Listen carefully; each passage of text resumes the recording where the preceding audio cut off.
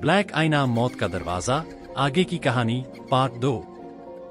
अर्जुन के गायब होने के बाद हवेली पूरी तरह सील कर दी गई, लेकिन अफवाहें थीं कि रात के 3 बजे उस हवेली से धीमी धीमी खटखटाहट सुनाई देती है, जैसे कोई शीशे के अंदर से बाहर निकलने की कोशिश कर रहा हो।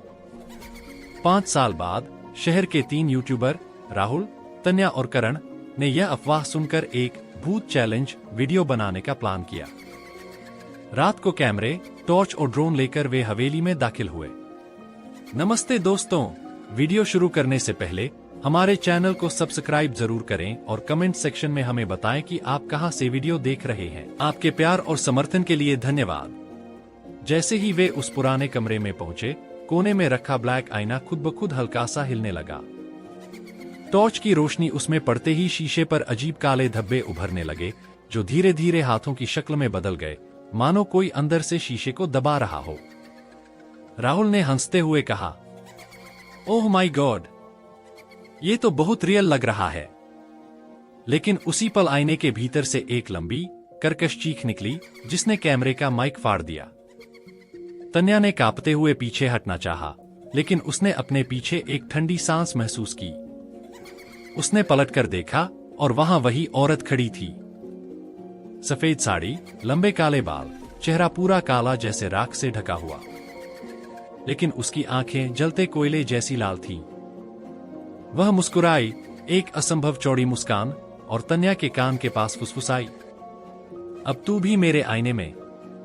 उसका हाथ तन्या के सिर पर रखते ही तन्या का पूरा शरीर आईने में खींचने लगा, जैसे पानी में डूब रहा हो। चीखों के बीच राहुल और करण उसे पकड़ने दौड़े, लेकिन उनके हाथों में सिर्फ ठंडी धुंध आई। तन्या अब आईने के अंदर थी और उसके चेहरे पर वही लाल आंखें और चौड़ी मुस्कान थी। अचानक कमरे के दरवाजे जोर से बंद हो गए। शीशा हिलने लगा और अंदर से गिनती की आवाज आई। 1, 2, 3, 4, 5, 6, 7। राहुल ने कांपते हुए देखा, आईने में अब 7 चेहरे थे। आखिरी 2 जगह खाली थीं, और वे जगह उनकी थीं। राहुल और करण उस कमरे में फंस चुके थे। टॉर्च की रोशनी बार बार झपक रही थी और हवेली की दीवारों से जैसे किसी के रेंगने की आवाज आ रही थी। आईने में 7 चेहरे थे, आखिरी 2 जगह उनकी थीं, और वह औरत धीरे धीरे पास आ रही थी।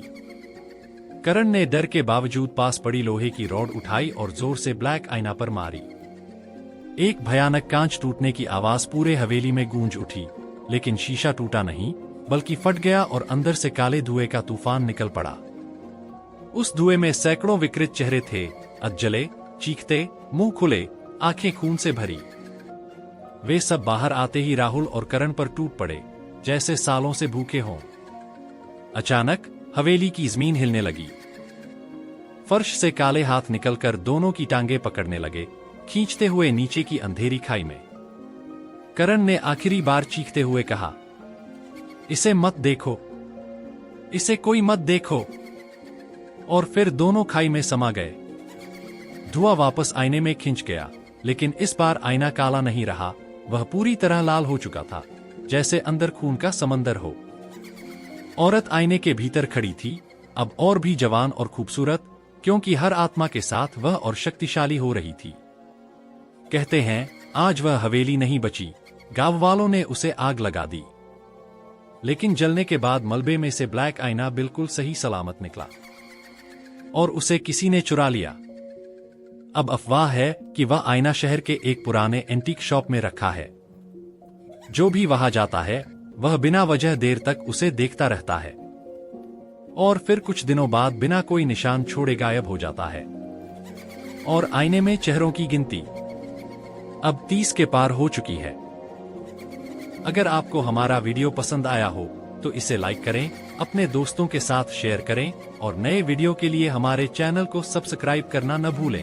आपके समर्थन से हमें और भी बेहतर कंटेंट बनाने की प्रेरणा मिलती है। धन्यवाद।